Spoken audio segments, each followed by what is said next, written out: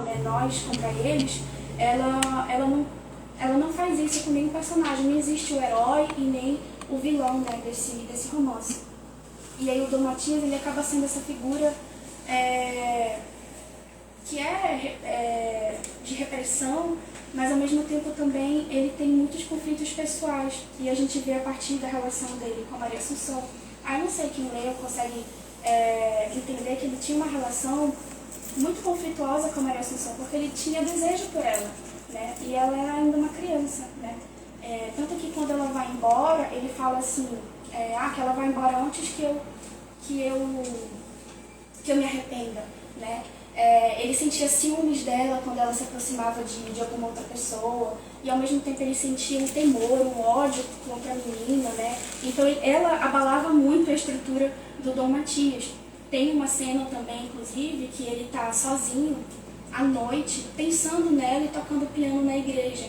E essa cena tem uma hora em que o narrador fala que as mãos dele, ele esquece as mãos. E aí você não sabe se é porque ele está tocando o piano ou se é também de alguma forma uma cena de masturbação dele pensando na menina, sabe? Então ele tem esse conflito muito grande em relação a ela, em relação à figura dele também ali naquela aldeia, porque ele é como uma espécie de dono do tempo, né? Porque ele controla tudo, ele controla até o dia, porque quando ele toca o sino, fala o tempo, reduto de mim, larga-me, larga-me. Então ele tem muitos conflitos, ele pensa na influência dele, então ele tem essa persona, assim, humanizada. É um personagem para mim muito interessante. E um outro ponto já para pensar nessa, ainda pensando nas missões, a gente vê os internatos, né? Os internatos, que seriam um espaço de educação, né, em tese para a educação, a gente vê que, na verdade, é um espaço ali no romance para momentos de violência e de humilhação das meninas, né? E de anulação da cultura, da imposição da língua portuguesa. Tem um sociólogo, que é o Irving Goffman, que ele faz um estudo sobre instituições totais. Ele fala que são instituições fechadas simbólica e fisicamente, como os manicômios, as prisões, os conventos e, no caso, o internato também, que é uma instituição onde você fica fora do mundo externo, você tem que viver de acordo com as regras daquele espaço, e uma das principais características é a mortificação do eu, que é a anulação da individualidade daqueles seres. Você tem que se vestir igual, as meninas usam sempre o nome na camisola, com o nome bordado, com o novo nome cristão, ou seja, elas também perderam o nome que elas tinham, o nome indígena, né? Elas recebem um novo nome. Todas recebem o nome de Maria, né? Maria Assunção, Maria Rosa Maria, né? Maria Índia. Então, essa mortificação dessa individualidade das meninas, né? E muitos momentos de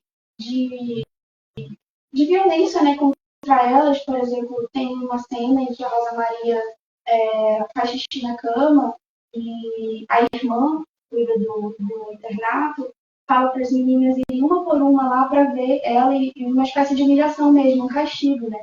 E não deixam que ela carregue consigo objetos que remetem a uma ancestralidade, né? Os objetos que a avó dela havia dado, não deixam que ela utilize. Bom, eu acho que em relação às missões, era isso. E aí a gente tem um novo momento, digamos, uma nova etapa, né, do romance, que seria a ida dessas meninas para Manaus. E não fica muito claro também por que elas vão, né? Mas a gente entende que elas vão com muita frequência. Várias meninas vão e não voltam para a aldeia, porque tem uma personagem que fica perguntando onde elas estão, que é a Laura Dina, que fica perguntando onde elas estão, cadê elas, elas vão voltar. E aí elas vão para a casa de uma senhora, que é uma senhora que violenta muito elas, que bate nelas, né? Uma casa que, a meu ver, assim, parece mais um bordel. Eu não sei a impressão que vocês tiveram, mas não fica claro também. Só que é uma casa que é muito estranha, porque tem uma menina que mora lá, que ela usa salto alto, joias e fica na varanda. Tem uma pessoa tentando ler. Ela fica na varanda para as pessoas olharem para ela, só que ela ainda é uma menina. E aí fica assim, possível a gente pensar que é uma casa de prostituição. né? Por conta também dos castigos que a senhora ela batia nelas, né? E falava que elas tinham que ficar exibindo as cicatrizes para as pessoas, que era uma casa movimentada. E na narrativa fala que é uma casa que era muito bem frequentada por pessoas do alto poder, sabe? Então a gente pode pensar que era uma casa de prostituição. Tanto que a Maria Assunção e a Maria Índia fogem dessa casa. E a Maria Rita e a Rosa Maria acabam ficando, né? E para mim, assim, a Maria Índia e a Maria Rita, nesse momento, elas somem da narrativa. Porque a gente pode pensar que é uma representação mesmo do que acontece na realidade. Essas meninas acabam ficando invisíveis, a gente não sabe o que acontece com elas. A gente só sabe o que acontece com a Rosa Maria e com a Maria Assunção. Que elas se encontram, né, no final da narrativa, né, no final, elas se encontram e a Maria Assunção nem sabe se ela reconheceu, né? Mas eu vou já pensando aqui, não falar isso. Para mim, eu acho que a Rosa Maria, assim, ela é uma personagem que ela condensa todas essas violências, né? Essas dores em relação a ser uma mulher indígena e também uma mulher que já anunciava ter alguns problemas de saúde mental. Ela tinha algum adoecimento mental por conta de todas as características dela, da lentidão, dela ficar meio alheia a tudo. Então, ela acaba sofrendo muito mais por conta disso também. Porque na narrativa ela é sempre vista como um objeto mesmo, um objeto exótico. Tem uma, uma intelectual chamada Anita Guedes que quer fazer do nada um casamento para ela, e mesmo como se fosse uma brincadeira, quer casar essa menina exótica, né, com um estrangeiro, o que dá mais esse caráter, né, de exotismo. E aí ela é sempre vista assim como um ser sem vontade própria, assim, sem vida, né, como um objeto. Ninguém liga muito para ela. E nesse casamento existe uma profusão de pensamento, de falas preconceituosas da intelectualidade sobre ela, né? E quando ela vai embora da casa dessa mulher, que é do próprio casamento dela, né? Ninguém liga para ela, né? Ninguém tá nem aí. Ela vai embora, que é meio bem uma representação mesmo, assim, da condição da menina indígena na sociedade, né? Ela é esquecida, é ignorada. Ela, na verdade, era basicamente um incômodo para aquelas pessoas que estavam ali. Então, quando ela sai do casamento, ela vai morar nas ruas. Ela não tem para onde ir. E ela fica morando nas ruas. Até que tem um momento que ela conhece um rapaz chamado Ismael, que eles têm uma paixão, ele acaba tendo um romance com ela, né? Quando ela está no grupo. Até ele ser tomado por uma espécie de lucidez oficial. Tem um trecho que a narradora conta assim: quem poderia acreditar nas palavras de uma índia enlouquecida que confundia tudo, e armado da lucidez e dos julgamentos cotidianos, passou a compreender a lógica que antes o revoltava. Ismael compreende a lógica da intelectual esnobe, e tão orgulhosa do seu currículo caudaloso, que no caso é a Anita Guedes, né? Que afirmara com convicção que os papéis e a função do magistério lhe permitiu. Ela não serve sequer como objeto capaz de contribuir com a academia.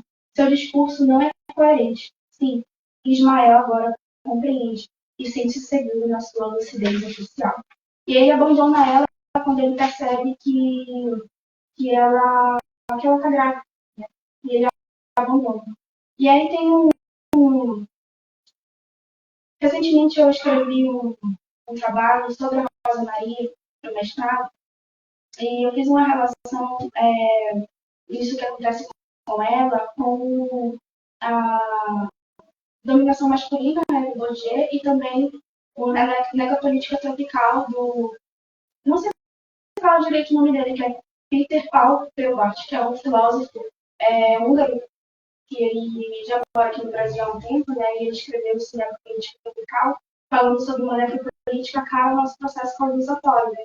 Às vezes a gente fala sobre o Holocausto, a gente tenta exportar violências, né, comparando sempre com o Holocausto, mas a gente não vai pensar que aqui produziu a escravidão durante 400 anos aqui, e o nosso processo colonizatório foi muito violento, e a gente tem um processo próprio, assim, fazer violência.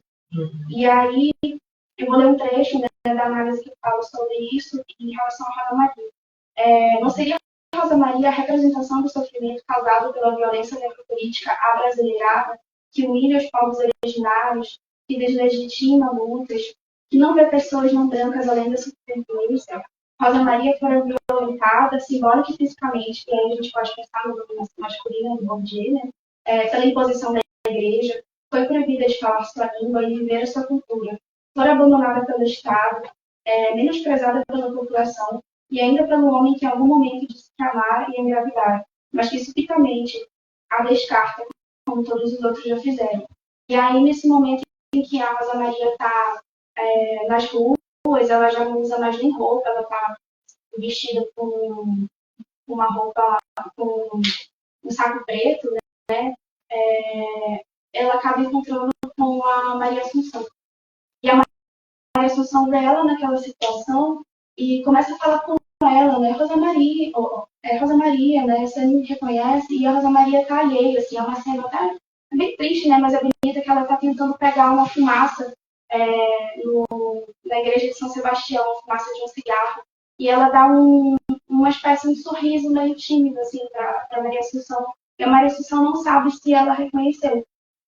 Mas a Maria Assunção, depois de ver a Rosa Maria naquele estado, decide retornar para a aldeia para contar para o bispo o que ela tinha visto, o que tinha acontecido com a Rosa Maria.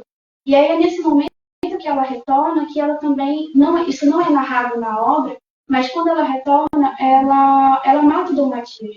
Porque tem um momento em que se fala que ela se tornou a mera assassina de Dom Matias Nome.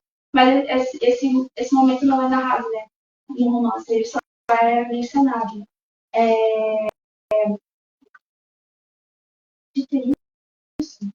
Eu penso assim também que apesar do Mesmo Sem Fim ser uma narrativa que é bem difícil até de ler às vezes, em questão da temática, né? Traz muitas violências. Eu também vejo que existem algumas vozes de resistência que aparecem, né, na obra. Por mais que não exista assim, um final feliz ou algo do tipo, né? Não existe uma redenção das personagens ou algo do tipo. Talvez a morte do Dom Matias, né, seja... Mas a gente vê que as personagens elas não eram totalmente passivas, né, em relação aos missionários ali, né, na aldeia. As personagens elas não ficaram passivas. E a gente tem algumas personagens que são essas vozes, que chamamos de umas vozes de resistência. A gente pode pensar na Mariana Aparecida. Ela apareceu em alguns momentos na obra. Ela é casada, se não me engano, com o Antônio Sábio. E ela briga muito com ele porque ela percebe o quanto ele está sendo humilhado por Dom Matias.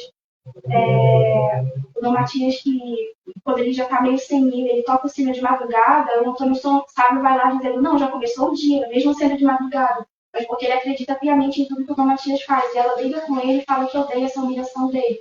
Ela tem essa percepção, né, de tudo que está acontecendo ali em relação aos missionários com os indígenas. A gente também tem a Laura Dimas, que é uma anciã, que fica perguntando cadê as meninas, onde elas estão, né? Ela também eu vejo assim como uma resistência à não assimilação da língua do colonizador, porque ela não consegue aprender o português. Ela já é uma anciã, ela fica rondando por aí, ela fica procurando pelas meninas, mas ela não assimila a língua portuguesa, ela tem uma resistência em relação a isso. E a própria Maria Assunção, né, que é uma força, uma potência assim, muito grande, que ela abala o Dom Matias não, até mesmo quando ela era uma criança, né? Fala assim, que ela mal tinha tirado tudo dos dentes de leite e ela abalava ele mesmo assim, tanto que ele queria sempre ter ela afastada, né? Porque fazia com que ele questionasse também a própria existência dele.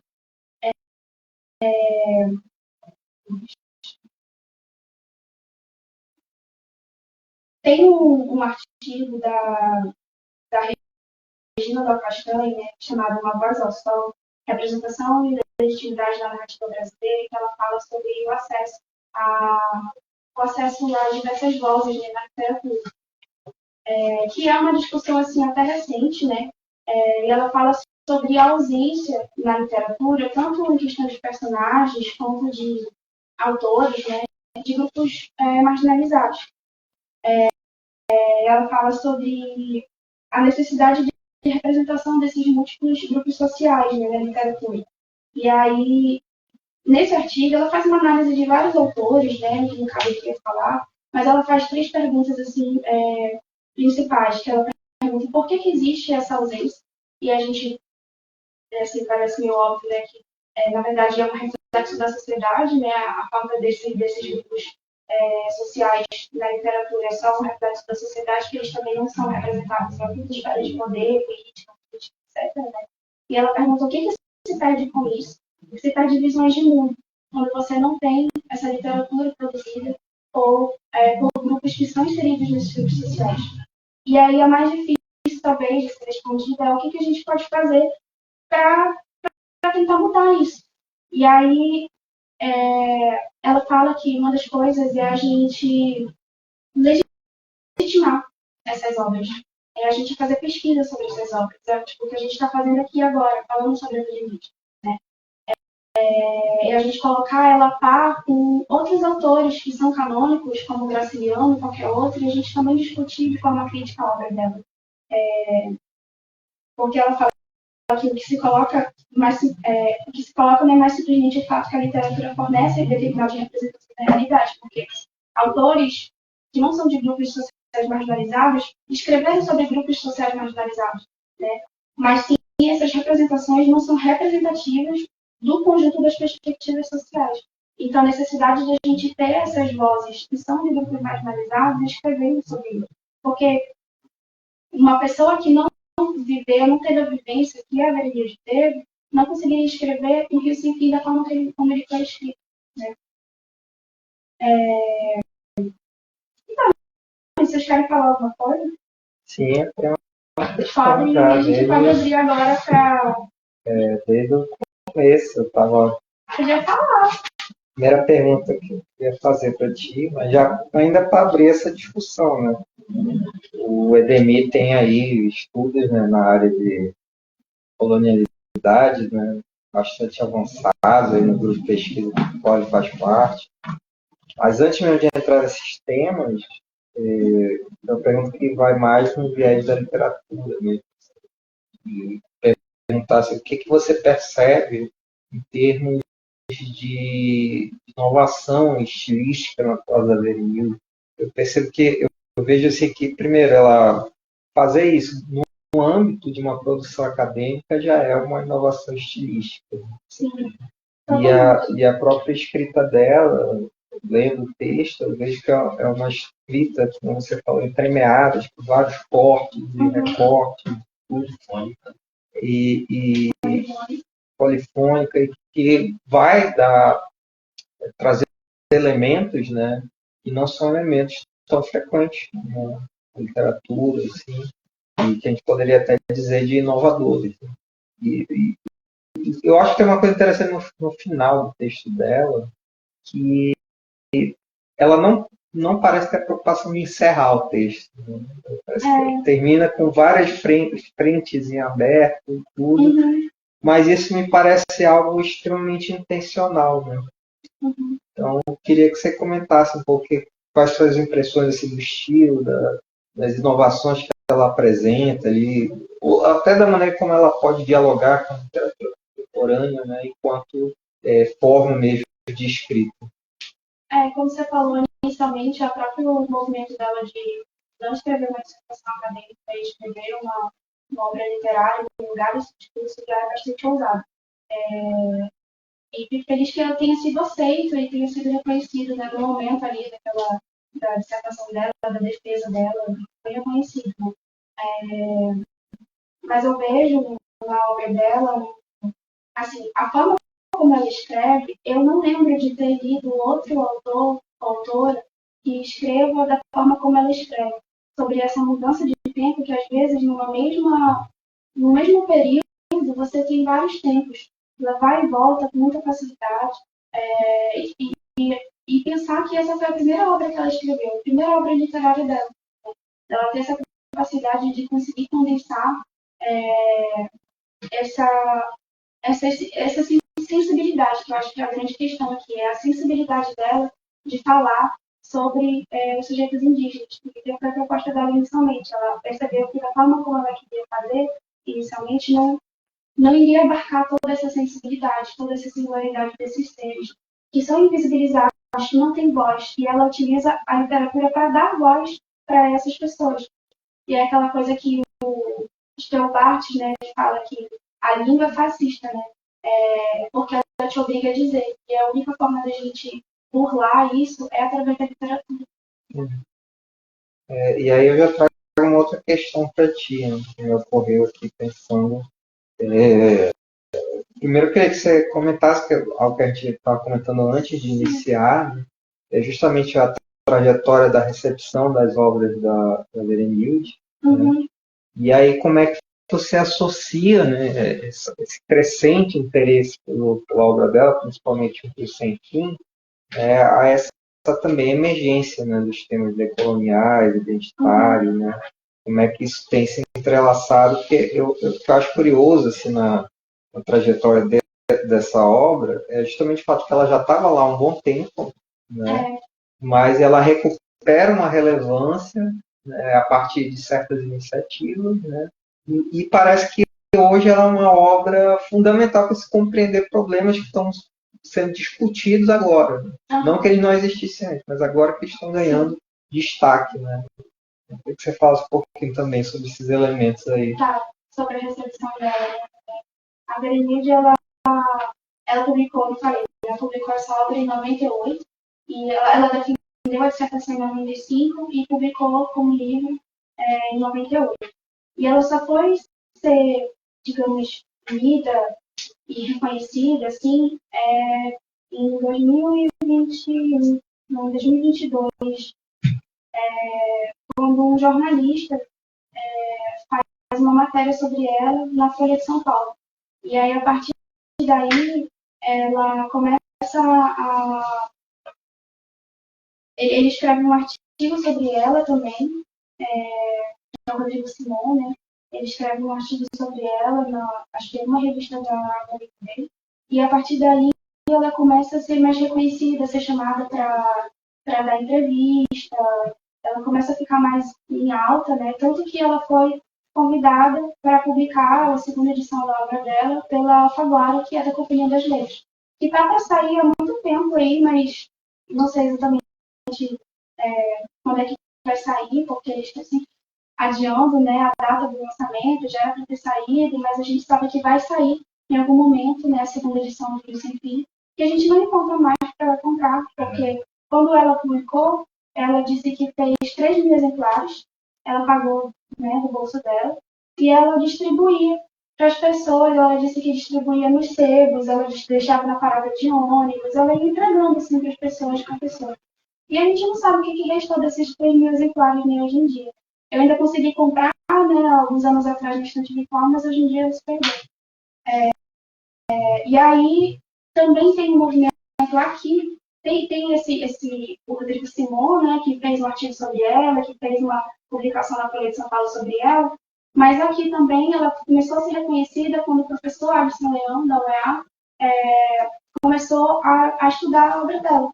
E foi a época que eu conheci também, ele que me indicou essa obra, e ele tem desenvolvido pesquisas de iniciação científica sobre a Berenilde, e a professora Nícia da UFAM também está orientando 2 trabalhos de mestrado sobre a Berenilde, então ela tem criado assim, uma importância, né, como você falou agora.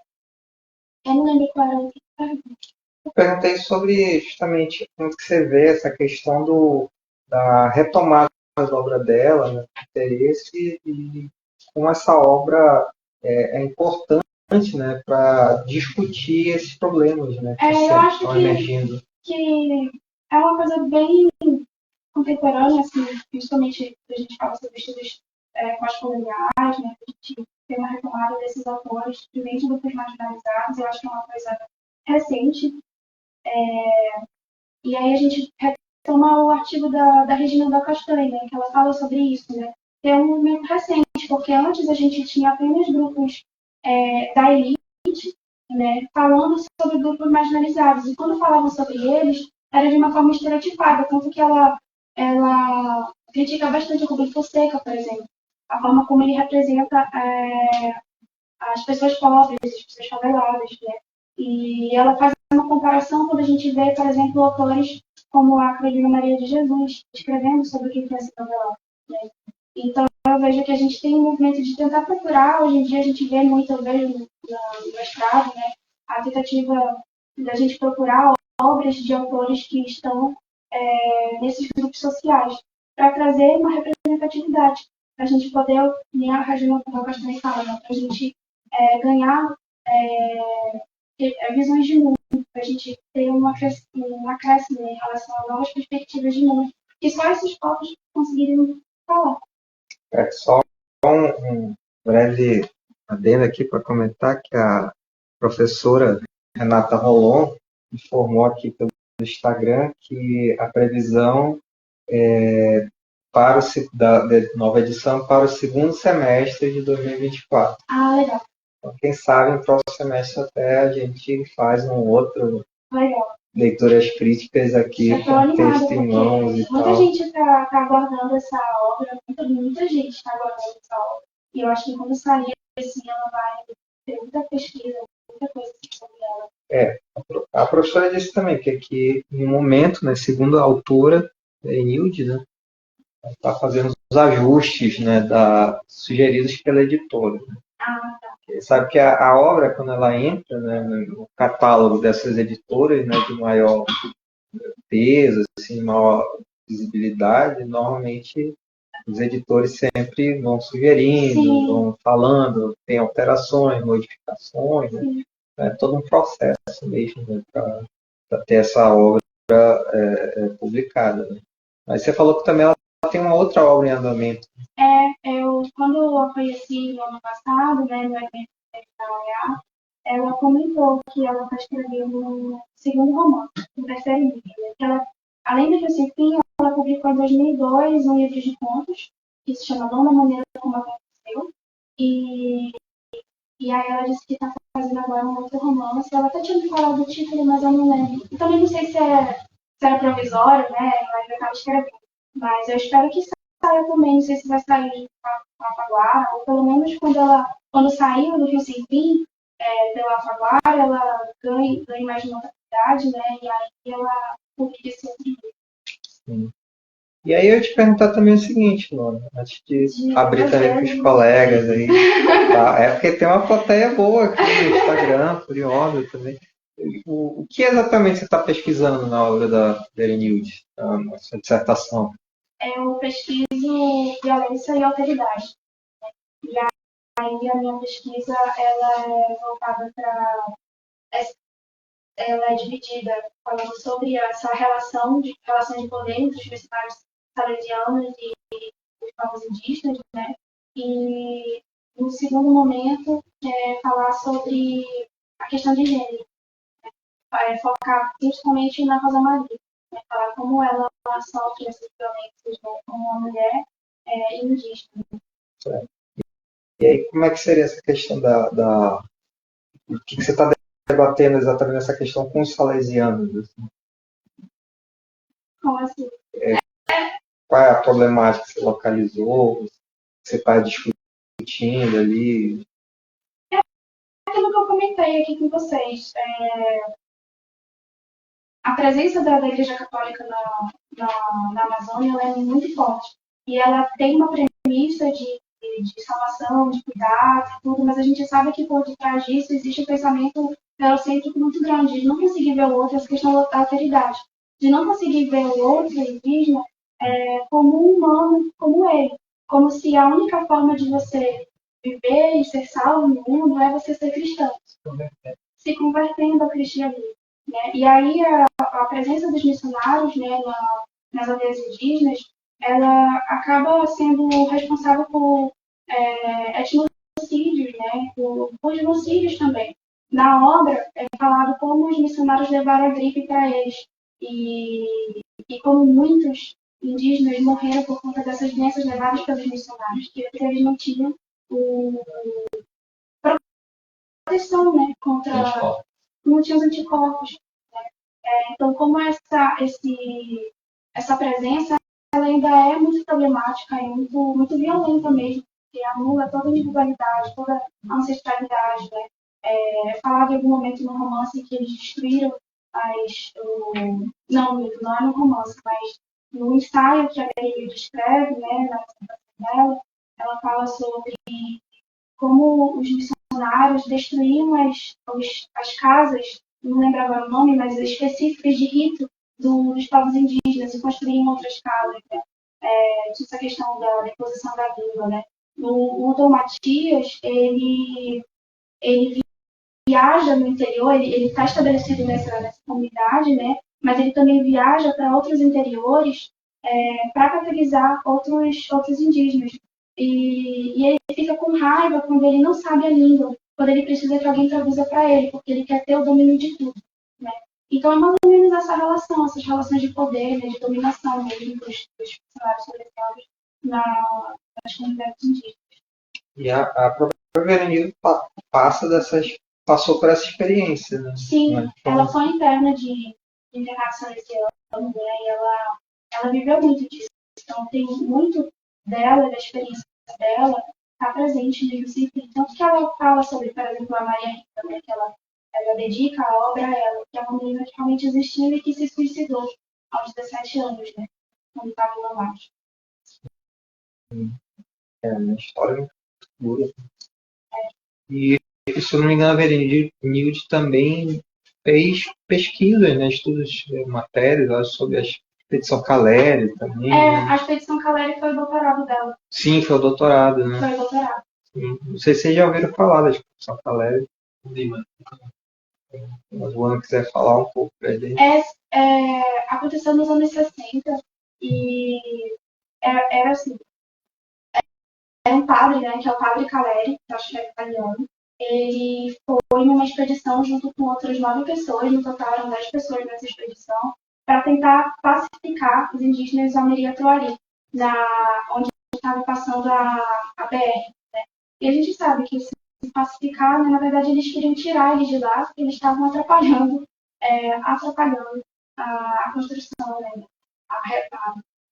da BR. A pavimentação. E só que nessa expedição, os indígenas Amiriatoari, eles matam todas as pessoas da expedição, menos um que havia saído, e quando ele retorna, ele vê que está todo mundo morto. E esse cara, foi o único que ficou para contar a história, né? Ele retorna para Manaus e tudo, e aí existe uma comoção enorme, né, na cidade, na época, em torno dessa expedição, porque, nossa, o padre, né, estava tentando pacificar e tudo, né, esses indígenas, ele estava em prol do Senhor e tudo mais, e foi massacrado por esses indígenas ferozes, né, terríveis e tudo mais, selvagens, né, e aí tanto que ela faz uma análise da representação do massacre, né, da expedição Caleri, pela mídia hegemônica. Que era uma coisa que ela pensava fazer na dissertação, mas ela acaba fazendo romance e ela acaba desenvolvendo depois no doutorado. Que ela fala sobre como a mídia colocava eles como selvagens mesmo. E, na verdade, eles estavam se defendendo, né? Porque estavam invadindo as terras deles. E aí existe toda uma comoção em torno desse quadro e tudo mais na época. Mais ou menos isso. E também deu vazão, né, para um grande massacre, né, Sim. sobre o Almeria. Sim, dando como se fosse uma justificativa, né? Usaram isso como um subterfúgio realmente para eliminar, dizimar os indígenas e tocar adiante a construção da rodovia. Olha, Luana, a Renata está afirmando, o Rolon está avisando aqui que a Verenilde é presença confirmada na mesa de abertura da Abralim. Que legal. Que legal. Então, todos fiquem atentos aí. Agora, eu queria ver se o Demi aí, o Breno, queria falar também mais alguma coisa. Não, questão dessa dissertação, né? De um romance, né? Aí eu fiquei pensando assim, como é que ela fez o acordo, né, com o orientador, né? Mas, né, uma chancela da universidade. Aham. Eu perguntei isso para ela no evento quando ela veio no Seminário de Letras e Artes do ano passado. Eu fiz essa pergunta para ela, né, depois da conferência dela. E ela disse que o orientador lavou as mãos, assim, ele não gostou muito, não. Nossa, porque você tipo, que sabe. ela quem falou, sabe. mas a banca aceitou, entendeu? Ela disse que o orientador ficou meio assim, lavou as mãos e falou, não, você que, se você quer, você assume, entendeu? Eu também tinha essa dúvida. Assim, Então nossa, ele tomou a melhor decisão, né? Hã? Ele tomou a melhor decisão, né? Porque pelo menos ela conseguiu, Também, né? Ele não foi contra, né? Ele tipo assim, se você quer, vai, né? Ele não foi assim contra, ela mudou de ideia por conta dele, né? Mas deu certo. Eu também fiquei pensando assim que ela teve a sensibilidade de entender que a narrativa são para contar a história, para tratar desse sujeito, né? Seria mais eficiente, foi, né? Do que o próprio método científico, né? Ela soube entender que o método científico ia tirar aquilo tudo do contexto e tal, para estudar o objeto, tratar com especialidade. Isso daí poderia afetar em outras questões também, né? Que você pode trazer a questão da afetividade, de alguns questionamentos críticos que o método científico não ia permitir, né? Então ela teve uma sensibilidade muito grande, tanto que deu certo. Isso que eu fiquei impressionado com o livro. Até porque o método científico muitas vezes é recolonizador, né? Sim. Eu gostei disso, ela falou que é preciso que se descolonize o conhecimento.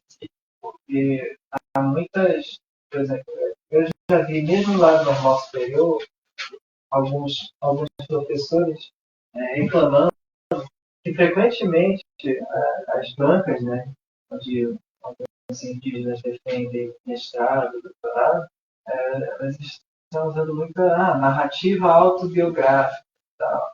Mas, gente, aquele é o espaço da pessoa, né?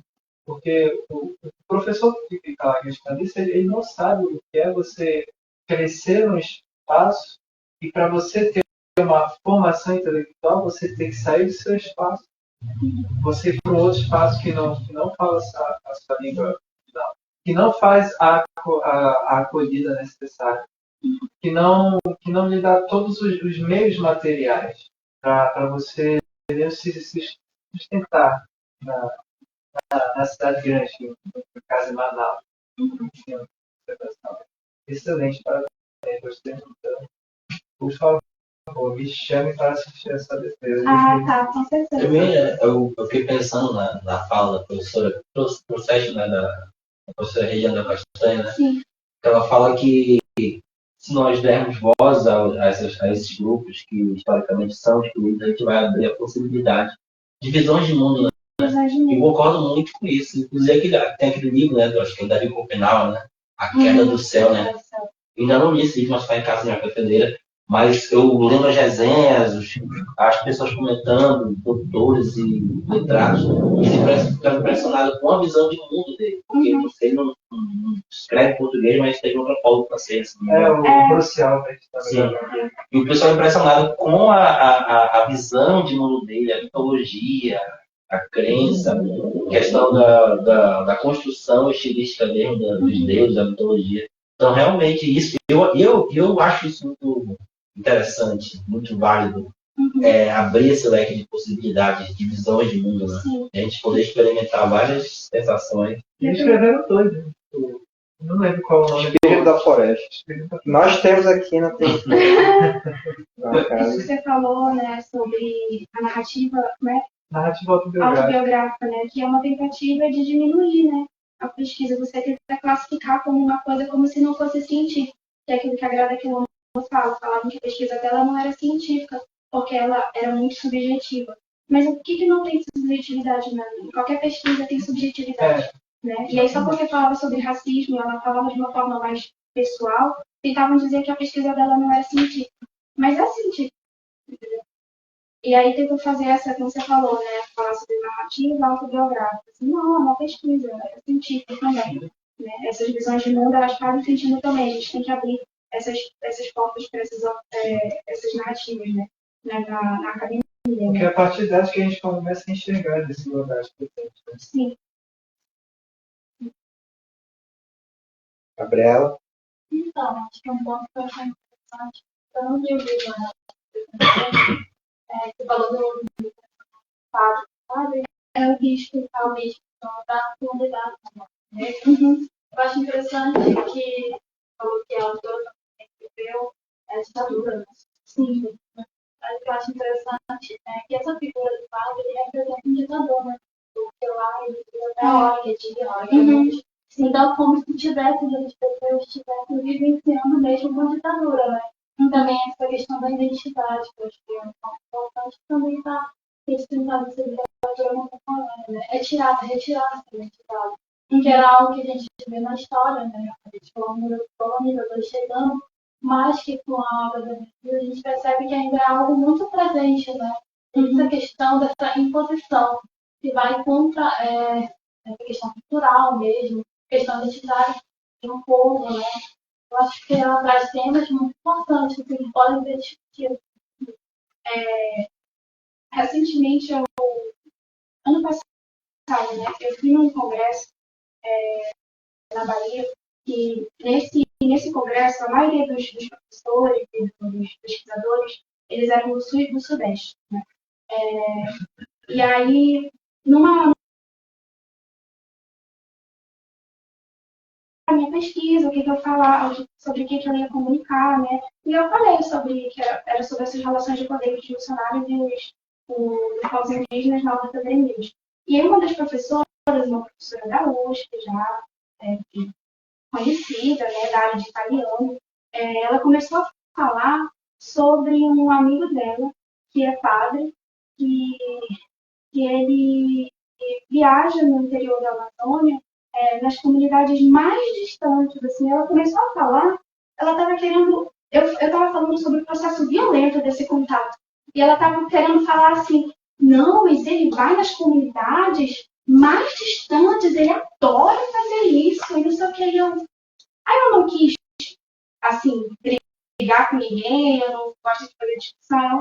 Eu vou ter que pensar por que ele quer ir nessa comunidade mais distante, né? Qual é a intenção dele com isso, né? Mas aí é uma problema na discussão que eu não queria, né? Mas aí você para pensar.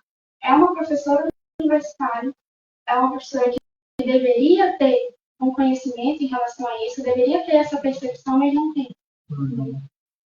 E a gente vê que isso é mais frequente quando a gente sai da nossa bolha, a gente vê que essa perspectiva que as pessoas têm é mais comum do que a gente imagina, né? Quando a gente sai da nossa bolha, que a gente está discutindo aqui com convertidos, né?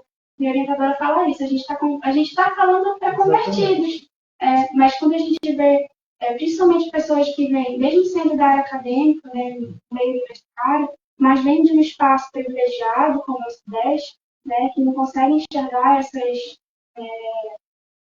essas violências mesmo, como se ele estivesse fazendo bem. É uma coisa muito, muito comum ainda. Acontece agora, no ano passado, se você não recorda, a própria ministra lá, né, a Damares, que ela faz uma missão, acho que é evangélica, uma coisa assim do tipo, e aí ela, não sei se parece que sequestrou, alguma coisa assim, pegou uma indígena. Isso foi uma polêmica estranha. Sim, a Damares é frequentemente acusada de sequestrar crianças indígenas com a igreja dela, para catequizar. Não, essa questão aí é frequente, porque na verdade o argumento é sempre o mesmo, né? Eles consideram que os indígenas, as crianças, estão vivendo uma condição penosa de privação, sempre o argumento é esse, e eles estão indo lá como salvadores, né? Fazendo as benesses da vida que eles consideram, chamam de civilizada, né? Mas isso aí dá abertura para as piores sociedades. Eu lembro que uma vez eu assisti uma exposição de um antropólogo que falava sobre isso, porque ele chegou numa comunidade indígena, né, que fazia aquela bebida alcoólica que eles fazem, não lembro qual o nome. Eu não lembro o nome exatamente agora, mas eles faziam de forma muito artesanal, né, e também assim, para consumo específico, em certas ocasiões, muito localizado. Aí chegaram lá os missionários e começaram a criar métodos industriais produção. Resultado é que gerou uma crise de alcoolismo na comunidade. Né? Porque, na verdade, a comunidade produzia exatamente na medida daquilo que interessava para ela consumir, dentro de uma ordem mais ou menos articulada, né, e equilibrada. Aí ele chegou, não, vocês têm que produzir o máximo possível, que é a lógica da produção do capital, né, de geração ilimitada de produtos. Resultado, criou um excedente que eles não tinham para onde mandar, né, e obviamente gerou, né, casos de alcoolismo cada vez mais frequentes. Tá? Esse tipo de desequilíbrio que é causado, ele ocorre justamente por conta dessas intervenções ditas, segundo eles, civilizatórias, mas que finam por destruir, né, aniquilar, né, justamente o modo de vida dessas comunidades, que é um modo de vida que, primeiro, é autodeterminado, que elas próprias vão ditando aquilo que elas definem como necessário para a sua vivência, né, e existência, mas, acima de tudo, é um modo de vida que se sustenta e persevera dentro dos seus termos. E à medida que você entra com outra lógica, quase sempre uma ideia que é, segundo eles, muito bem intencionada, você fina por produzir um desequilíbrio que vai gerar aniquilação, né, dessas comunidades. Seja por conta de casos como esse, né, mas por conta também da violência aberta, declarada, ou também das violências simbólicas, né, ideológicas. A gente sabe, chegam sempre notícias aqui, né, de que nessas comunidades o número de suicídios, né, tem crescido frequentemente, muito por conta das intervenções religiosas. Né. A gente chega lá e diz, olha, tudo que vocês praticam aqui em termos religioso é, na verdade, uma profanação, são heresias, coisas extremamente perversas. Isso gera uma crise de identidade que, obviamente, vai afetar, né, o sistema simbólico que está ali constituído. E isso gera como resultado, por exemplo, de suicídio. Né? Tem crescido muito nessas comunidades. E hoje em dia tem a questão do catecismo 2.0, né? Que agora o catecismo não é bem catecismo, relacionado à igreja evangélica, né? Eu conheço vários relatos de pessoas que, o cara enviaram uma missão, né? Os missionários aí vão para lá, para as comunidades, eles constroem a igreja lá, eles fazem essas incursões nas tribos, aí eles começam a entrar no processo cultural deles.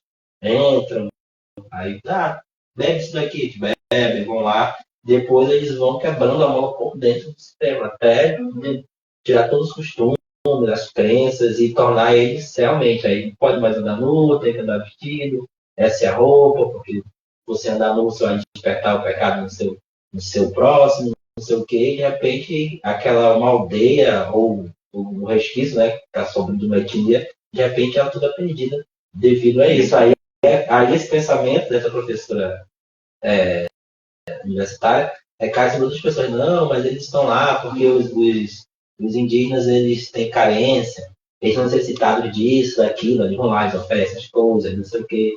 De repente aquilo ali se torna, e esses líderes, esses militares acabam virando o próprio dom do livro, né, Domati, comanda o tempo, comanda tudo. Vai casar com isso daqui, tem que ser assim, não pode fazer isso.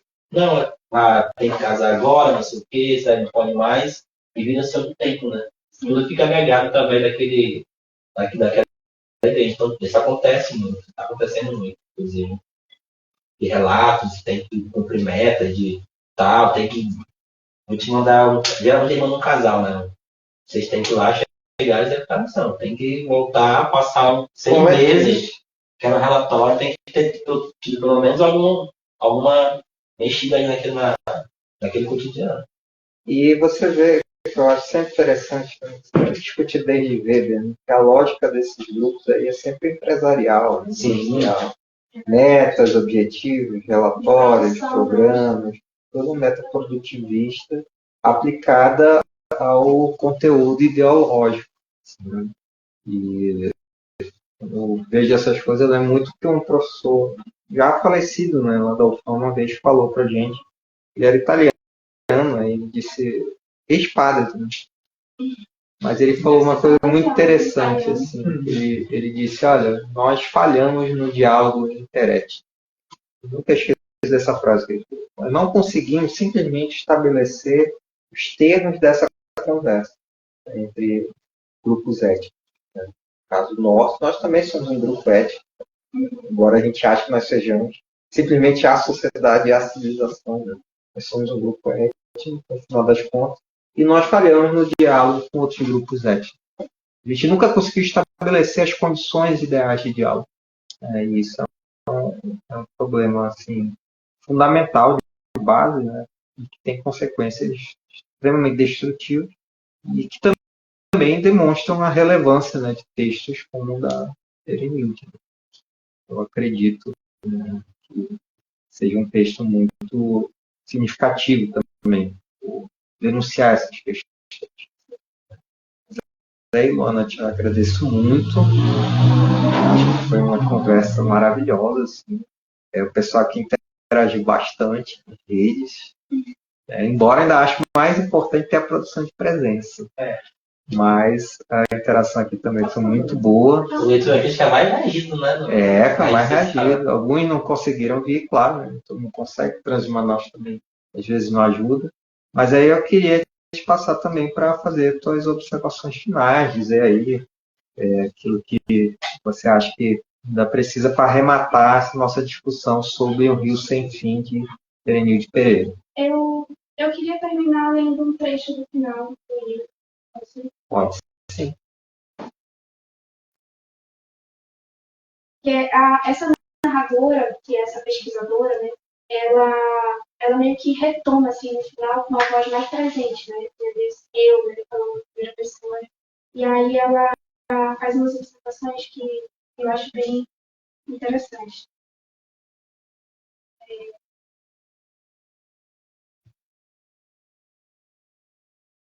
Ela fala assim, eu, a narradora, que anota tudo, tenho que ir.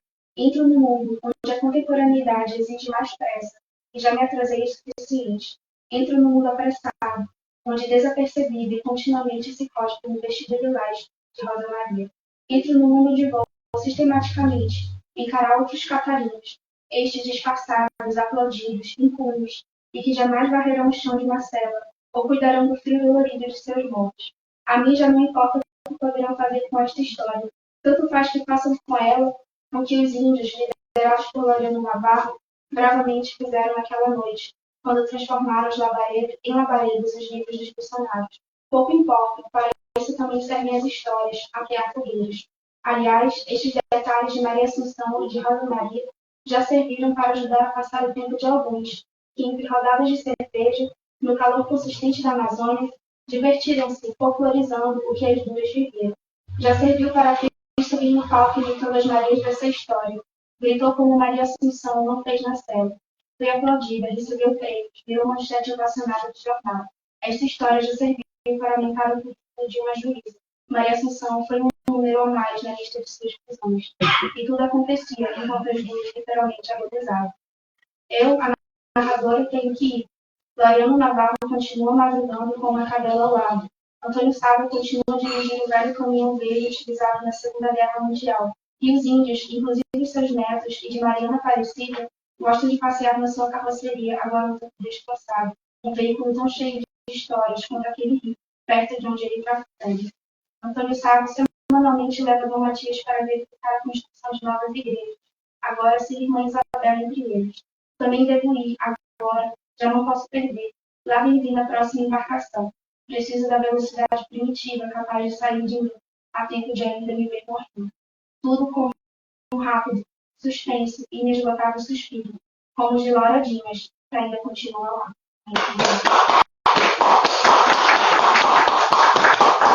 Maravilha.